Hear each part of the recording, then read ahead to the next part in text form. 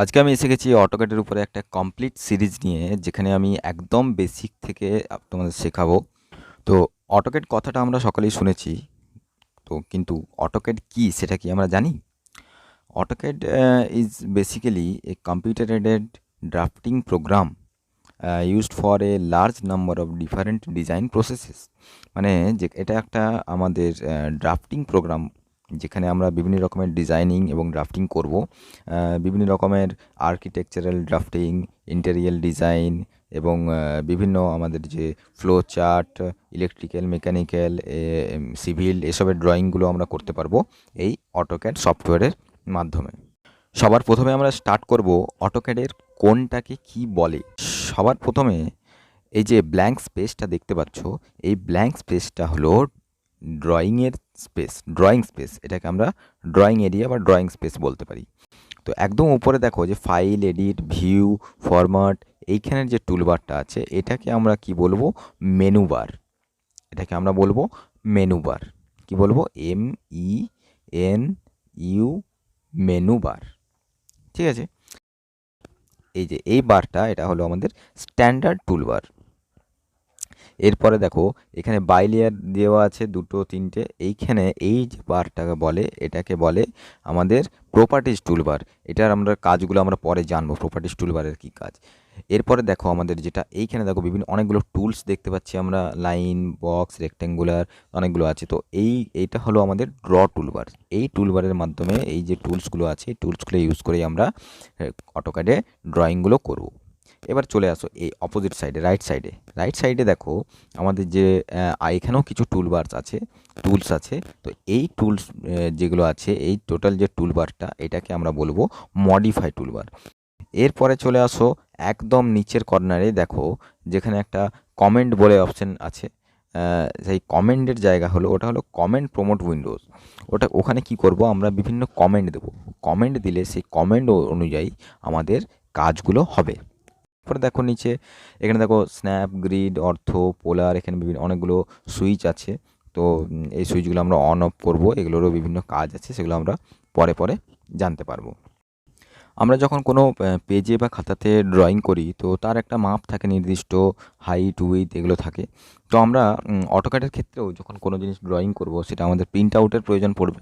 Print out করার সময় তো আমাদের এই যে এরিয়াটা, যেখানে আমরা ড্রয়িং এরিয়া বললাম, এই এরিয়াটার কিন্তু পার্টিকুলার কোনো মাপ নেই। এটা একটা ইনফাইনাইট মাপ। এটা অনেক বড় একটা পেজ। এখানে যদি আমরা ড্রয়িংটা করি, তাহলে কি হবে, আমরা যখন যদি প্রিন্ট করতে চাই, তাহলে প্রিন্ট করার সময় আমাদের যে ড্রয়িংটা, সেটা খুব ছোট হয়ে যাবে কিংবা খুব বড় হয়ে যাবে। পার্টিকুলার আমরা পারফেক্ট ওই পেজ ওয়াইজ মাপটা পাবো না।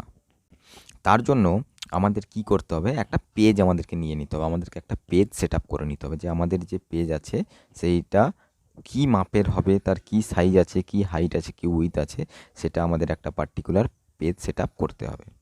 তো অটোক্যাডের উপরে আমরা কিভাবে পেজ সেট আপ করবো, চলো সেটা দেখে নিচ্ছি। তো পেজ সেট আপ করার জন্য আমরা এই কমেন্ট ডায়লগ বক্স যেটা আছে, যে কমেন্ট প্রমোট উইন্ডো যেটা বললাম, ওখানে আমরা ফার্স্টে লিখবো এমভি সেট আপ, তারপরে দেবো এন্টার দেওয়ার পরে দেখো আমাদের এখানে একটা অপশান আসছে, enable paper space, yes or no. তো যদি ইয়েস হয় তাহলে আমরা ওয়াই দেবো, যদি নো হয় তাহলে এন দেবো। তো এখানে আমরা পেপার স্পেসটাকে নো করব, এন করব। এবারে দেখো আমাদের কাছে আরেকটা অপশান চলে আসলো, কি এনেবল ইউনিট টাইপস কী কী আছে, সায়েন্টিফিক, ডেসিমেল, ইঞ্জিনিয়ারিং, আর্কিটেকচার এবং ম্যাট্রিক্স। বিভিন্ন রকমের ইউনিট হয়। আমরা যখন যে ইউনিটে কাজ করব, আমরা আর্কিটেকচারের ক্ষেত্রে বড় ইউনিট হবে, ম্যাট্রিক্সের ক্ষেত্রে ছোট ইউনিট হবে। তো আমরা এখন নর্মাল ইউজের জন্য আমরা ম্যাট্রিকটা ইউজ করব। তো ম্যাট্রিকের জন্য আমরা কি নেব, এন্টার।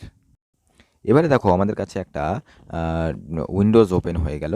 এখানে আমাদের কি লেখা আছে, আমরা দেখো আগে যেটা করেছি, enable paper space, yes, no, N করেছিলাম। তারপরে দেখো এন্টার ইউনিট টাইপস, ওখানে আমরা এম করেছিলাম আছে। তারপরে দেখো এখানে একটা ম্যাট্রিক স্কেল বলে আছে। এখানে কি কি আছে, 1:5000, 1:2000, 1:1000, এভাবে দেখো 1:5 এবং ফুল এরকম আছে। তো এটা কি দেখো আমরা যখন কোনো ড্রয়িং করব, আমরা তো অ্যাকচুয়ালি সেই মেটেরিয়ালটা বা সেই সাপোজ একটা ধরো বাড়ির ডিজাইন করছি, তো সেটার অ্যাকচুয়াল যে মাপ, অ্যাকচুয়াল যতটা 1 মিটার হয় ততটা কি এখানে 1 মিটার হিসেবে আমরা নিতে পারবো? পারবো না। তাহলে সেটা তো আমাদের এই কম্পিউটার স্ক্রিনের মধ্যে পুরোটা কুলোবে না, সেটা তো আমরা দেখাতে পারবো না। তাই জন্য কি করব, আমরা ওটাকে একটা রেশিওতে আমরা ভেঙে নেব। যেমন কি যদি একটা 1 মিটার হয়, সেখানে 1 মিটারটাকে 1:2 হিসাবে যদি আমরা রেশিও নিই, তাহলে এটা কী করবো, একটা রেশিওতে ভেঙে নেব। এবারে আমরা এখানে আমরা যে রেশিওটা ইউজ করব স্কেল ফ্যাক্টর, সেটা হলো অ্যানুয়াল স্কেল ফ্যাক্টর আমরা কত দেব, 2 দিয়ে এন্টার। এবারে দেখো আমাদের কাছে জানতে চাইছে এন্টার দ্য পেপার উইথ 297, তাহলে 297 হলো আমাদের পেপারের উইথটা। এবারে আমরা এন্টার করব। এন্টার করার পরে দেখো এখানে চাইছে এনেবল দ্য পেপার হাইট। তাহলে এবারে আমাদেরকে কি দিতে হবে, পেজের আরেকটা সাইজ দিতে হবে, আরেকটা পেজের হাইট কত আছে সেটা দিতে হবে। তো পেজের হাইট A4 সাইজের ক্ষেত্রে কত হবে, 210। তারপরে দেখো আমরা কি করব, এন্টার করে দেবো। এন্টার করে দিলেই দেখো আমাদের কাছে একটা পেজ চলে আসলো।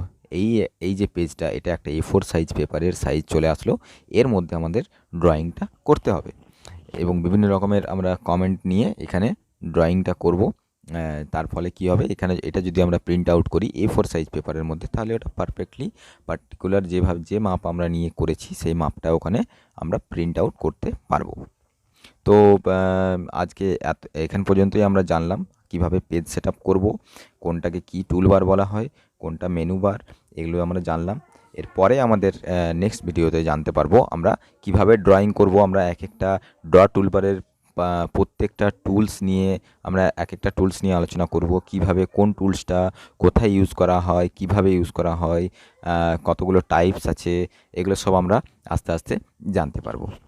Like, comment and subscribe my channel for more videos.